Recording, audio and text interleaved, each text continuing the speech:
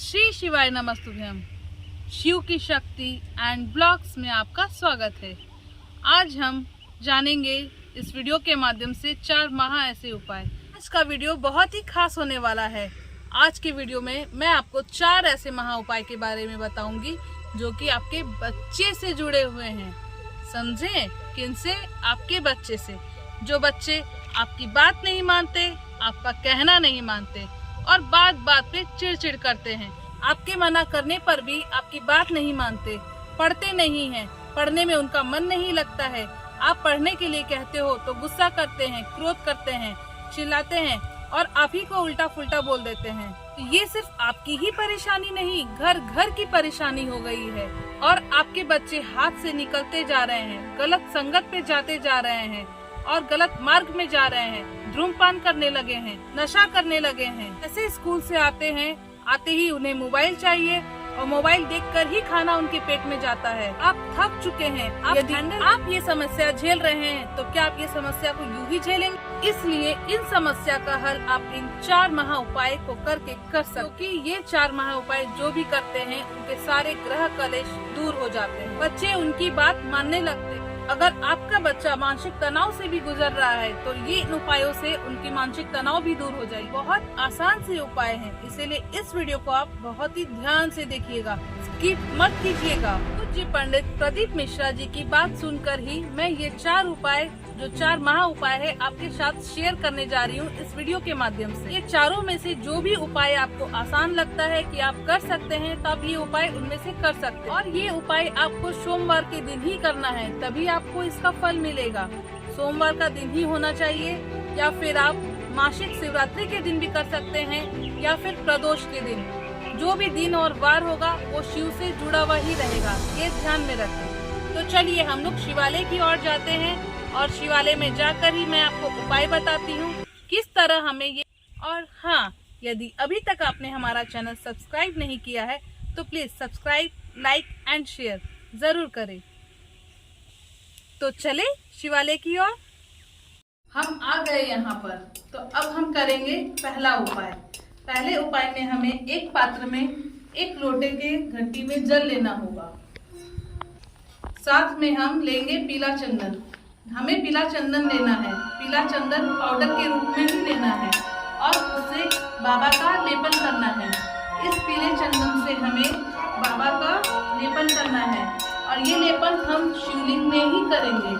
ध्यान रखिएगा, ये लेपन हमें शिवलिंग में ही करना है। पार्वती जी का जो कटी भाग है, हस्त कमल है, उसमें नहीं करना है। इस चीज का आप ध्यान रखेंगे। ये लेपन करने के बाद अपने जो भी चंदन लगा हुआ है, इसे आप किसी बर्तन में या कटोरी में अपने हाथ से निकालेंगे। जैसे मेरे इसमें थोड़ा सा स्पेस है तो मैं इसमें निकाल लूंगी। इस तरह से आपके हाथ में जो भी चंदन लगा हुआ है, आप उसे एक कटोरी में निकाल लेंगे। ध्यान रखें, जब भी आप पीला चंदन बाबा को लगाएं, बाबा का जब लेपन करें तो आप अपने बच्चे का स्मरण करते हुए ही बाबा का लेपन करें। उसके बाद जो भी आपके हाथ में पीला चंदन है उसे आप एक बर्तन में निकाल लीजिए इस तरह। और ये पीला चंदन जो आपने निकाला है उसे बाबा के पास रख कर अपने बच्चे का स्मरण करते हुए बाबा से प्रार्थना करिए कि बाबा, इसका तिलक मैं अपने बच्चे के मस्तक पर लगाऊंगी, इसमें आप ज्ञान, बुद्धि, विवेक प्राप्त करवाइए। ये चंदन में बाबा आप अपना आशीर्वाद दीजिए, जिससे मेरा बच्चा अपने मस्तक पर लगाए तो उसे ज्ञान, बुद्धि, विवेक की प्राप्ति हो। इस तरह हमें पहला बाबा से ये प्रार्थना करने के बाद आप धीरे धीरे बाबा को जल समर्पित करें, जल से अभिषेक करें और प्रार्थना करते जाए और मंत्र जाप करते जाए। श्री शिवाय नमस्तुभ्यं, श्री शिवाय नमस्तुभ्यं। इस तरह आपको जल के पात्र से जल चढ़ाना है और चंदन जो भी आपने लिया है उसे अपने बच्चे के मस्तक पर लगाना है। इस प्रकार हमारा ये उपाय कंप्लीट हुआ। अब हम लोग दूसरे उपाय की ओर चलते हैं। आइए हम देखते हैं दूसरा उपाय हमें किस तरह करना है। उसके लिए हमें 1 लोटा जल लेना पड़ेगा। जल को हमें बाबा को धीरे धीरे जल से अभिषेक करना होगा और जो अभिषेक होने के बाद जल गिरता है वहां पे एक बर्तन रख दे जिसमें ये सारा जल गिरे। आप देखिए मैं किस प्रकार कर रही हूँ। और जाप करते हुए और अपने बच्चे का स्मरण करते हुए श्री शिवाय नमस्तुभ्यम बोलते हुए आप बाबा का अभिषेक करें। श्री शिवाय नमस्तुभ्यम, श्री शिवाय नमस्तुभ्यम।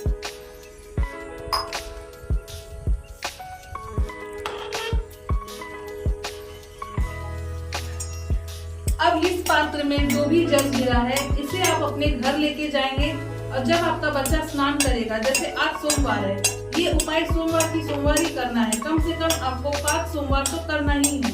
ये जल आप अपने घर लेके जाएंगे। जब आपका बच्चा कल स्नान करेगा उस वक्त उस बाल्टी में ये जल मिला देंगे तुमरुका जी का नाम लेकर। किसका नाम लेकर? तुमरुका जी का नाम लेकर।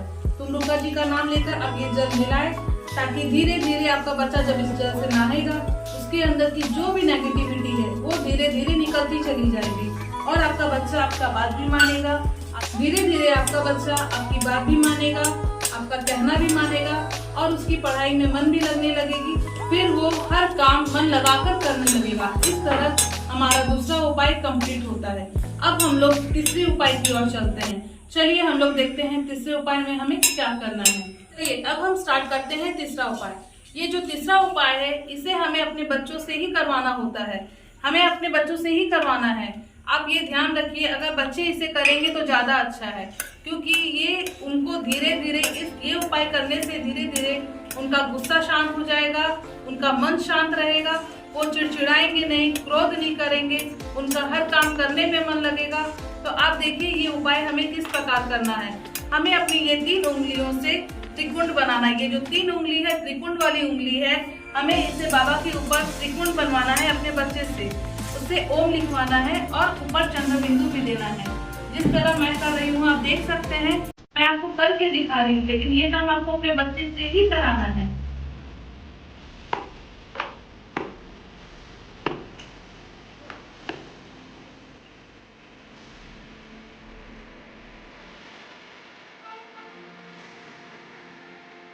इस तरह हमें ओम बनाना है। ऐसा कम से कम हमें 3 सोमवार करना है। ऐसा कम से कम हमें 3 सोमवार करना है और अपने बच्चे से ही करवाना है। ये उपाय आपको अपने बच्चे से करवा के उसकी जो भी सुख शांति है उसे आप प्राप्त कर सकते हैं। बच्चे का अगर किसी काम में मन नहीं लग रहा है, वो ये उपाय करके धीरे धीरे अपने जो भी उसके अंदर नेगेटिविटी है, जो भी उसका मन चिड़चिड़ करता है, गुस्सा करते हैं, वो सब वो निकाल सकते हैं। तो आप देख सकते हैं ये तीसरा उपाय आपको इस तरह करना है। अब आइए हम लोग देखते हैं हमें चौथा उपाय कैसे करना है। चौथा उपाय के लिए हमें किन किन सामग्री की जरूरत पड़ेगी और ये उपाय हम कैसे करेंगे। हमें एक पात्र में जल लेना होगा और उस जल में 5 सफेद फूल लेना है। देखिए ये इस पात्र में हम डाल देंगे और एक दुर्वा घास लेना है, याद रखिए, जिसमें कम से कम 3 गांठ होनी चाहिए। इस तरह की घास लेनी है जिसमें कम से कम 3 गांठ होनी चाहिए।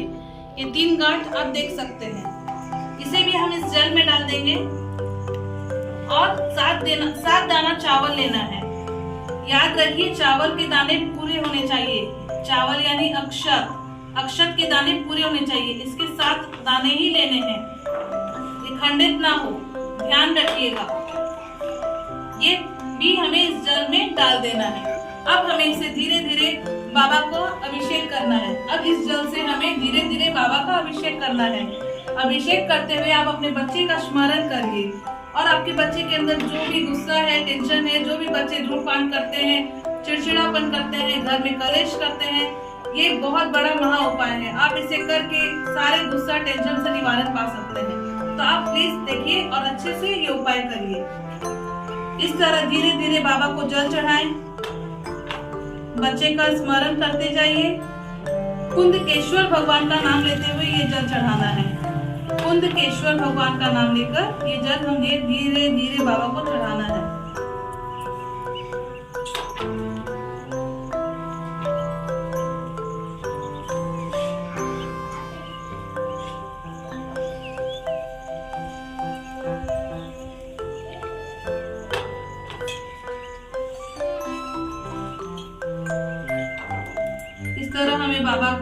जल अर्पित करना है, बाबा का अभिषेक करना है।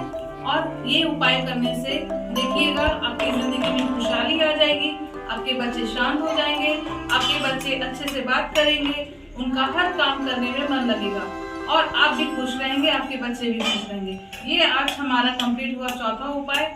इस तरह से आपको ये उपाय करके अपनी जो भी टेंशन है उससे आप फ्री हो सकते हैं, मुक्त हो सकते हैं। हर हर महादेव, श्री शिवाय नमस्तुभ्यम। और अभी तक आपने हमारा चैनल सब्सक्राइब नहीं किया है तो please subscribe, like and share जरूर करें।